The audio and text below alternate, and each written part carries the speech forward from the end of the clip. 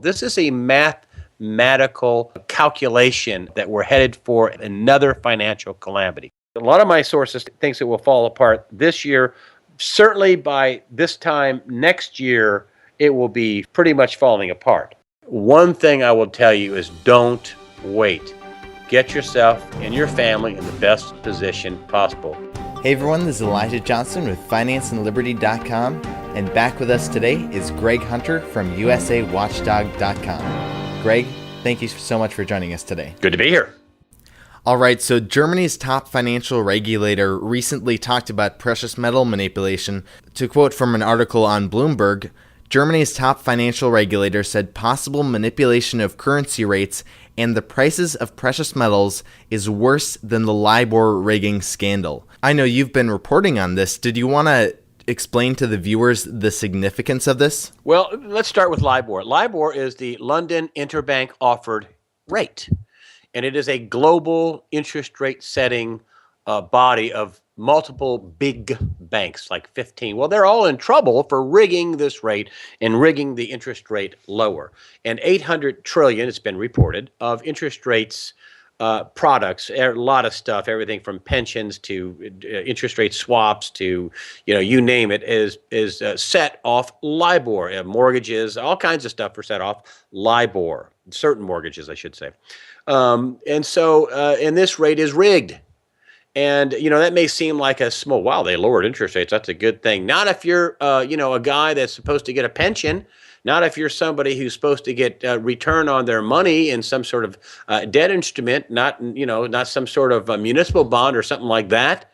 And then here you've been cheated out of, who knows how much money. Now, there's also interest rate derivatives like $300 trillion worth of that 800 billion. There's 300 trillion in interest rate derivatives. And so the whole system is cooked, phony, global fraud amongst multiple banks on several continents. And then the top German financial regulator, it's Elke Koenig, who said that the gold market is rigged worse than LIBOR. Holy cow. Now, this is a country, Germany, who took their gold and put it in places like France and the United States. And they did it because of the Cold War, and they were afraid of the Russians would blow in there with their tanks and their superior numbers of tanks. Russians have very good equipment, and they were afraid that Germany could be a possible target if there's war in Europe. That Russia could blow in there when it was the Soviet Union. It could blow in there and possibly take their gold. So they gave 1,500 tons to the United States for safekeeping at the Federal Reserve. That is looking like a giant mistake for Germany. Germany came over to America and said, hey, we want, our gold back. And the Fed said, no way, sorry, but we'll give you 300 tons, over the next 7 years, 50 tons a year up until 2020, right? And so what they returned this year was 5 tons from America, 5. We said they got 1,500, so we still owe them 1,495 tons.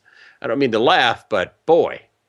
And I just did a big thing about how there's massive naked short selling in the gold market, and that's now backed up by the expertise of Paul Craig Roberts, who's a former Assistant Treasury Secretary, PhD in economics. He is the father of Reaganomics. He used to be in charge of all economic policy for America. I mean, he's one click off of being the Treasury Secretary. And so, as it turns out, Germany is likely pretty pissed, and there's a lot of stuff going on behind the scenes that we don't know about. But in order for a top financial regulator to blurt out that statement that the gold market is rigged worse than LIBOR, that's a big deal. And I think it's an inflection point for gold. And I think that there's a lot less physical gold out there than what the price disruptions and this declining price curve since 2011 would indicate. It seems like just a little while ago that many were questioning whether precious metal manipulation was actually happening. They were saying it was just a conspiracy theory. But this, as you mentioned, is the top financial regulator for Germany. So what is your take on precious metal manipulation actually seeming to get more mainstream coverage now? Well, you're not going to get mainstream coverage until somebody stops getting their gold. And whenever they stop delivering the gold, I had Rob Kirby on from Kirby Analytics on, and brilliant guy, 15 years of derivative experience internationally. I mean, these are real people. And I don't like to put anything on that I can't get good sourcing, good experts, good people to come out and stand and deliver an opinion and analysis to back up what they're saying. And he said, just according to the latest comptroller of currency report, which is they don't have the fourth quarter, but second and third quarters, they put on something like $12 trillion in interest rate derivatives to hold interest rates down. And if you look at the markets, there's the LIBOR market is rigged, the stock market is rigged, the bond market is rigged, the interest rate market is rigged, the treasury market is rigged with all this QE. I mean, what do you think that is? There's phony accounting that they've had. They've got 0% interest rate that helps manipulate markets, and so they have all this manipulation, whether it be phony accounting at FASB or 0% interest rates, as I was telling you about a few seconds ago, or the bond market is manipulated, the housing market is manipulated through the mortgage interest rates that are crazy, that should be a lot higher. The Fed is telling you they're manipulating the markets, and they want to somehow us to believe that all this naked short selling. This is what Paul Craig Roberts came out on my channel. He did a big piece where he got a professional gold trader and said, hey, look at all these naked short selling that's going on, and what this is doing at these inopportune times. It's triple the amount of gold they have for delivery in a 6-minute window. They are maximizing. No trader would do this. They're maximizing losses. They're trading to maximize a loss. And so the only thing that Paul Craig Roberts can come up with, he says, hey, listen, if we can't deliver 5 tons of gold to Germany, if we were going to give them 50, we have 1,500. And if people are having a hard time getting their gold, now they do have gold for gold legals, supposedly. They still do. But that's not like somebody getting, 50 tons. That's not like somebody getting 1,500 tons. He said, but they can't only deliver 5 tons of gold to Germany. If it took them 4 months to get Hugo Chavez's 160 some odd tons of gold together for delivery, he says, and if now we can deliver 5 tons, and we say it would be 50 of the 1,500 tons and 300 tons over 7 years. He says, that's one indication there's no gold. He says the other indication there's no gold, that's the U.S. has no gold, is because they've run out of gold. The GLD, these exchange traded funds are being basically vacuumed of physical gold. That he says that they wouldn't have to do this massive, his words, massive naked short selling if they had gold. He says this is another indication there's no gold. So his general contention on this interview is there's no gold. And they're doing this to make the dollar look better. Yeah, I mean, I don't see any other reason why the Fed wouldn't give Germany back their gold. I mean, as you mentioned, they asked for the 1,500 tons. The Fed says, we're only going to give you 300 tons over 7 years, and a year later, they've only given them 5 tons. I remember Mike Maloney of goldsilver.com made the comment that Germany should have just asked him to transfer the gold because he could have arranged it within a week. It really does seem like there's no excuse for the Fed not to have given Germany all the 1,500 tons by now. I agree with you. It seems like the Fed does not have the gold. Well, there's another school of thought here now. I actually had a commenter bringing this up on my site on this interview and said, hey, there's another thing, that another way to look at this, and that if we're going to have a big currency reset, then, listen, they know this is not stupid people. They would like you to think they're all stupid and they're clueless and what. No, that's not true. That is not true. I do not think that's true. I think they know full well what's going on, that many in Washington know full well what's going on, that we are headed for some sort of crash. That's not crazy time. That's not me saying crazy things. That's many sources that are pointing to a crash. They never really fixed the financial situation. If they really wanted to fix it, they would take some of the biggest banks in the country to receivership. It wouldn't put them out of business. They would just, wash out their debts. Yes, a lot of people would take hits. Yes, bondholders would take a hit. Yes, shareholders would take a hit. The only thing we should have done was back up the $6 trillion in deposits. Instead, we spent, 29, 30, 40 trillion dollars propping up this Ponzi scheme instead of actually going for a fix, which would have been painful to the elite. It would have been actually better off for everybody. We'd be on our way out of this now after in 2008 if we'd have used receivership. If you believe in bankruptcy, if you believe in capitalism, you must believe in bankruptcy. You have to believe in bankruptcy. It washes out malinvestment and bad debts, and people take losses. That's what bankruptcy is. It allows you to wipe the slate clean and move on. But we haven't really wiped the slate clean, and we certainly haven't moved on. I.e., we're still in QE to infinity now. We can't 0% interest rates. Oh, we're going to keep that going for till 2000. I don't know, 18, just a long time, and we're going to keep. We're going to have a taper, but according to Bernanke, I haven't heard Yellen talk yet. We're going to have a taper, but we're still we don't want you to think we're not going to provide liquidity to the markets, and that's the kind of things they're saying. So if things were fixed, they wouldn't have to be doing this kind of crazy time. This is crazy.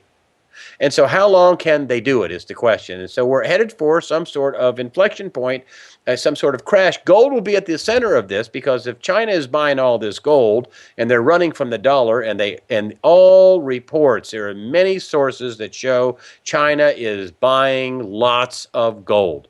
Gold is moving east. Gold is moving to China. Many reports, I would say it's an established fact. It's not a conspiracy theory. China doesn't sell any of its mine production either, and I think they're the number 1 or 2 producer of gold in the world.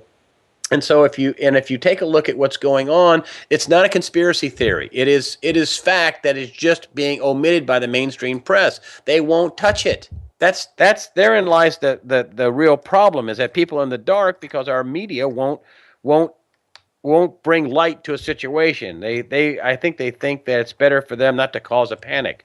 Instead of what they're going to do is have a real panic, because they should have warned people, and instead it'll just blow up, and then people really will panic. So if China is acquiring all the gold, and it seems like we don't have maybe even any, what do you see once this collapse happens? Who do you think will be in control? Well, it's that old saying: he who has the gold has the power. Makes the decisions. And we do have a burgeoning oil industry in the country. We still have Alaska. Time I checked, we still grow a lot of food. America still has a lot of wealth, but we're just going to take a real hit to our standard of living. I mean, when you take a look at how much money we spend. I had Lawrence Kotlikoff, the professor of economics from Boston University, on, and they have a bill in front of Congress called the Inform Act, INFORM Act, ACT, the Inform Act. Well, nobody wants to touch that, and what they want to inform is that what we really are on the hook for isn't a $1 trillion, a cash deficit a year. It's 6.8 trillion, according to people like John Williams, and what we really our real deficit, our real encumberment, debt, and the things we have committed to. Unfunded liabilities is north of 200 trillion. Now, there's no way we're ever going to pay that back. There's no way we're ever going to have enough money and productivity and growth to pay for all this stuff we have promised. Everything from Obamacare to banker bailouts, big on the banker bailouts. And also Medicare and Medicaid and things like that. I don't want to say Social Security, because Social Security was self-funding, but they've stolen all the money there. So we've committed to all kinds of things, and it's a lot of money, and nobody will address the real issue. And the real issue is that we're not going to be able to come up with $200 trillion in the future. We're running a $1 trillion cash deficit. I mean, we take in 3.8 trillion. I know they said that we only had a $700 billion deficit. Well, they put off the debt ceiling till after the crisis was over. They added the debt. We still had $1 trillion. And we're really, it's not $1 trillion, it's 6.8 trillion is what we're committing to. But the long and short of everything is that we need to have an adult conversation with America, and that is, hey, we take in 3.67 trillion. We only take in 2.7 trillion. We're short $1 trillion cash deficit. We need to make some cuts, and that we're not making any cuts. And if we don't make the cuts, and we're not, then the market will make the cuts, and they'll make the cuts to the value of the dollar. Everything will be a hell of a lot more expensive if we keep printing all this money. The rest of the world has to, accept dollars for, consumer electronics and for oil and for tennis shoes and for whatever, smartphones and things that are made overseas. They have to actually accept dollars. And if the world stops accepting dollars, oh boy, or they need a lot more dollars to pay for the stuff that that we're buying, then we're going to have a real rude awakening. We're going to have a loss of standard of living that is going to be unparalleled in American history. And I think a lot of people would say that it seems like in the past that when we've had crises, the government just tries to step in and, fix it. And as a result, many of our liberties are taken away from us. Do you see that happening in this crisis? Well, it's already happening. I mean, look at the president. He has this big, dog and pony show last Friday about how, he's got all these American flags and, Paul Revere, that was intelligence. And he wants to equate NSA to being patriotic. And, they're your friends and neighbors. And, listen, according to the outgoing National Security Director, General Keith Alexander, when he testified under oath, and they said, how many, terrorist attacks did this stop? And his answer was one, perhaps two. That is a direct quote. One, perhaps two. So we're spending all this money to stop quote unquote terrorism, but we won't go after money laundering. Major banks should be criminally prosecuted for helping Iran. I mean, if they're on our terror list and they fund Hezbollah, and our Al Qaeda operatives and the Free Syrian Army are fighting Hezbollah in Syria that we're funding, and if these guys are terrorists, then you ought to go after them. You don't just fine them $1.9 billion. HSBC got caught, basically laundering. We have a war on drugs too, don't we? And HSBC was laundering money for the violent Mexican drug cartels and for countries on the terror list like Iran. You just paid a fine. Deloitte Consulting helped Standard Charter hide the fact that they were laundering money for Iran. They just paid a fine, banned them from the financial industry for a year. Hey, I thought NSA, why aren't you spying on these guys? What happened? I mean, the whole total thing's a farce. We're supposed to be, we want to stop Al Qaeda. Really? Is that why we armed them in Libya and we actually put Al Qaeda operatives in Libya before the fall of Gaddafi so they could, have an uprising to knock him out of the box?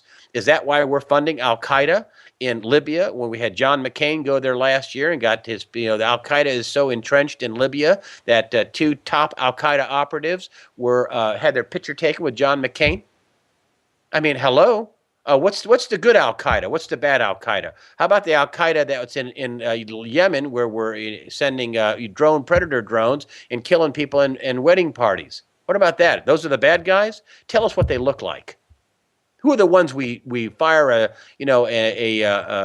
drone kill on, and who are the ones we fund with weapons and military help in a revolution? Can you please tell me, identify which is the bad Al Qaeda? How about money laundering doesn't get you a ticket to jail? You don't even get prosecuted, just pay a fine? This whole thing's a scam. And the mainstream media can't figure that out. Nobody will stand up and say, hey, could you explain to me, Jay Carney or Mr. President, which is the bad Al Qaeda? We fund them in Libya. We funded them in Syria. Everybody was surprised that there was an Al Qaeda connection in Benghazi, really. They're flying the Al Qaeda flag all over Benghazi, which is their basis of operation when they started attacking Gaddafi. And, can you please explain to me the ones that will fund with arms and weapons and the ones that will send predator drones to kill? Can you please explain that to me? Can you tell me why you won't prosecute people that launder money for countries on the terror list? Can you tell me why? So when we see all this fraud happening, how can people speak out against it? Well, I mean, shows like yours, and most people don't care to know. They care more about this stupid rivalry with the Super Bowl, which I think is the Broncos and the Seahawks, and some receiver sticking his hand in somebody's face. Then they care about their, having trillions of dollars vacuumed out of the country, or the national treasure of 8,000 tons of gold being purportedly gone by a former top Treasury official says it's gone. That's an important inflection, my friend. That's not me or you saying that. That's not Jim Willey saying that. That's not Rob Kirby saying that. This is a former top Treasury official, a guy who invented Reaganomics, Dr. Paul Craig Roberts, saying that he doesn't think there's any gold left. That's a big issue, isn't it? That's a big piece of our national treasure when China is wanting to be the world's reserve currency, and they're getting every bar and ounce of gold on the planet sent to mainland China. That's a big deal, is it not? It's a huge deal, and you mentioned that people can start shows like you and I have to speak out against this, but do you see any other ways people can take action? I don't know. Listen, I would love to say, oh, yes, get out there and protest. Most people just, somebody said, well, how do we fix this? I don't see how you fix anything until you wake people up. I'm sorry, I don't. And I feel like every time I go out to a shopping mall or go out to a big group of people, I feel like I'm in the Matrix. I feel like a Neo, and everybody else is in their blue pill world, and what's going on isn't what's really going on, and people are totally asleep and couldn't care less about what's going on. And so I don't see how anything gets fixed until the frying pan of hot grease hits people straight in the face and breaks their nose. And at some point, Elijah, everybody will know what you and I know. I know you're a student of the economy, you're a young guy, but you're smart and you get it. And I don't know how many other young people actually are as smart as you or get it or even care to get it. Maybe it might be not a thing about intelligence, is about whether or not you even care. And I don't see how anything gets fixed until there is an awakening. And unfortunately, the awakening is going to come when it's too late really to do anything about it. So I tell people that the best thing anybody can do is protect themselves and their families, and be able to help themselves and their families and their friends if they can. So you're saying most people won't wake up until, the crisis is already there. That's right. Most people will not wake up. It's like the last crisis happened, and what did the mainstream media say? They got away with, nobody saw that happening. Nobody saw that coming. That's a total lie. A lot of people saw it coming, and some people actually got out of the way and actually helped themselves. And I think the best thing you can do for people, and this is why I like the economy, the economic portion of it so much, is listen, try to put you and your family in the best shape possible. Sometimes I have people call me saying, I don't know, I'm living paycheck to paycheck, and I don't know how I can make it. And I just want to say, do you have a cable bill? Yeah, cut it. Do you have a smartphone with a data package? Yeah, cut it. Yeah, stop it. How close are you to work? Do you ever think about taking the bus?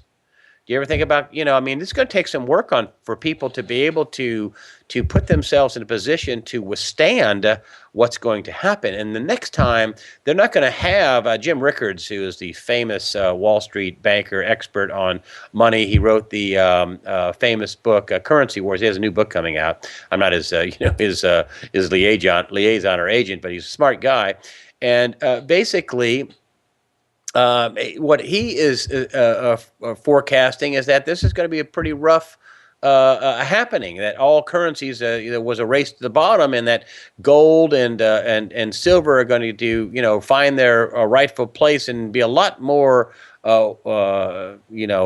expensive in dollar terms than anybody can imagine. But I think there's going to be a lot of things happening that people are just going to have to be able to depend on themselves.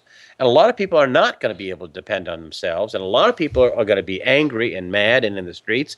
And I think that's why they bought, that couple of billion rounds of ammunition for, and why they're arming IRS agents with AR-15s, and why they're militarizing police forces with grenade launchers and armored vehicles, because I think they know that things are going to hit the fan. But I don't think any change happens until people are fully awake, and people are not fully awake.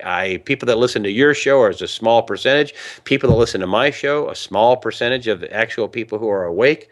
More and more people are waking up, but nothing happens until people are awake. So the best thing you can tell the people who are awake is be prepared. Put your family and yourself in the best position possible. And I think that they should be in a basically a constant state of ready from here on out. I think this thing falls apart. A lot of my sources thinks it will fall apart this year. Certainly by this time next year, it will be pretty much falling apart. The economy, because I think the economy is going to get worse. I think the Fed is going to try to print more money. I don't know how well that's going to go over with the rest of the world. And I think there's going to be some very rough times in terms of inflation and in terms of actual supply disruptions of things. Now, that doesn't mean we're going to go back to Mad Max times, but there you might not be able to get your medicine that you need. You may not be able to get fuel readily at some gas stations in some areas, and then you may not be paying $3.50 a gallon. You may pay $9.50 a gallon. I don't know what's going to happen, but history is clear to what happens to currencies for countries that print lots of currency, and the history is very clear about this. So I just think there's a rough time coming, for people. And I try to tell people, just prepare, put yourself in the best position possible. You cannot force people to wake up. I mean, look at the mainstream media. It's the Super Bowl. Now it's the Super Bowl. It's just the stupidity of America is astounding. That they're playing on a railroad tracks. They can feel the tracks vibrate. They can see a light down there. They know that things are not going that well but they're doing pretty well. They know we don't really have anything fixed, but they're just not going to get off the tracks. And I think a lot of people are going to get their legs and hands cut off before they wake up and realize, oh, we really are in trouble. The next time we're in trouble, though, as Jim Rickards said, I want to finish that point. He said that, hey, what's the Fed going to do? They blew their balance sheet up to $3 trillion. What are they going to do? Take it up to $6 trillion, $8 trillion? What are they going to do next time? And the answer, and what's the money going to be worth if they do that? I just don't see a happy ending next time this thing blows up. And every indication shows, all the experts show, it is going to blow up. And this is another thing that really is amazing to me. People like Paul Craig Roberts. People like Lawrence Kotlikoff, PhD in economics at Boston University, Paul Craig Roberts, former assistant Treasury Secretary, all these learned people that I've talked to, one of the universal things that I'm told is, wow, I'm surprised it's some version of this. Wow, I'm surprised it's gone on as long as it has, which tells me, we're long in the tooth for what they're doing. They never fixed anything. There's no fix. They wouldn't have to print the $75 billion a month. It was 85. They say it's 75. They wouldn't have to be funneling $35 billion a month into the banks. They wouldn't have to have 0% interest rates. They wouldn't have to still have phony accounting, FASB, April 2009, value your assets at whatever you think you can get for them in the future, even though the IRS has mark-to-market accounting. Oh, you want to settle your tax lien with that house? Let's see, what's it worth today, not what's it worth in 2045. And so, I just really think that the best thing someone can do is to put themselves, and I don't mean to sound selfish or, all for me and the hell with everybody else, but a lot of people, this is another universal thing. People are ridiculed. They tell me all the time, my friends and family don't believe anything's wrong. My friends and family just think I'm crazy for, wanting to buy some bags of rice and have some extra cases of water and, and have some extra cash on hand and try to pay down my debt. They think I'm crazy. I hear this all the time from people. They're not, let me tell you something, the people doing that aren't crazy. They're Noah. Exactly. And the more people prepared, when the crisis comes, there will be less people crying for the government to step in and try to fix everything. And the government trying to fix everything would be the last thing we would want. Well, yes, but I think people won't cry for the government to help. I think people will be rioting. And the people who are prepared in their houses, let me tell you, the 2 million rounds aren't for people who aren't going to be throwing bricks through store windows and wanting to, take flat panel TV screens and food. And those are no, that's not who the ammunition's for. The ammunition isn't for the people that are staying at home. The ammunition is for the people out bricking windows and stealing stuff. That's what the ammunition's for. And this could get bad. I mean, you cut off somebody's EBT cards. I mean, half the people are on some sort of government assistance. You stop somebody's Social Security, stop somebody's EBT cards, stop somebody's unemployment, stop somebody's, way to exist. And you're going to see, I think, increased violence. I hope I'm wrong. I don't want people to do that. I don't preach revolution. I preach, hey, you should try to be self-sufficient, keep yourself off the street, protect your family. And protect your assets. And the more assets are protected, the better it is for America, I think. Well, Greg Hunter, thank you so much for joining us today. Before we let you go, did you want to maybe, if it's possible, to leave the viewers maybe with a bright note? Well, last year, I was asked that question and said, hey, we're going to have a good Christmas. And I was right. We had a good Christmas. I mean, retail sales were off and all that, but nothing happened. And the other thing, listen, I don't really have a bright note. My bright note is be prepared. You're being warned. I went out today and bought 4 bags of rice. I hope I don't need it. It was $50. That's a cheap insurance policy. Don't wait. Put yourself in the best position possible. This is a mathematical calculation of that we're headed for a collapse, of another financial calamity. This is not, and it's backed up by many experts who are very worried about the financial system situation we are in. That's why you're seeing this massive manipulation in almost every market, yes, including the gold market. And it's the reason why they're manipulating is they're propping it up. And at some point,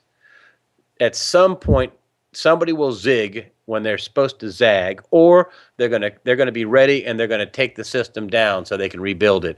Please, the one thing I will tell you is don't wait. Get yourself and your family in the best position possible. That's the best news I can give you, that you know what's going to happen, and it's not going to be an, oh my gosh, nobody saw that coming moment. It's coming. You're being warned. Be forearmed because you're forewarned. Great insights today, Greg Hunter. Can you share with the viewers where they can find you on the internet?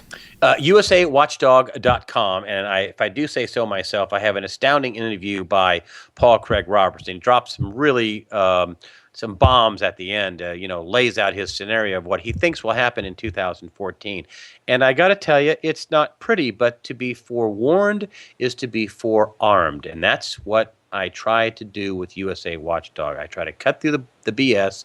I try to analyze the news and give people a clear picture of what's going on. And that's my slogan. And it's not just a slogan. It's really what I try to do. I just try to explain it to people so they can get what's going on without all the hyperbole and all the Wall Street talk and all the news speak and all the, robo signing, like you think that was a mortgage foreclosure crisis, right? The mortgage fraud. So people in a room signing stuff. No, it was people committing forgery and perjury so they could steal houses back. That's what that was about. So anyway, yes, USAWatchdog.com. Please come. It's a free site. Thank you very much for having me on, Elijah. Go to financeandliberty.com and subscribe for free for more interviews and financial insight.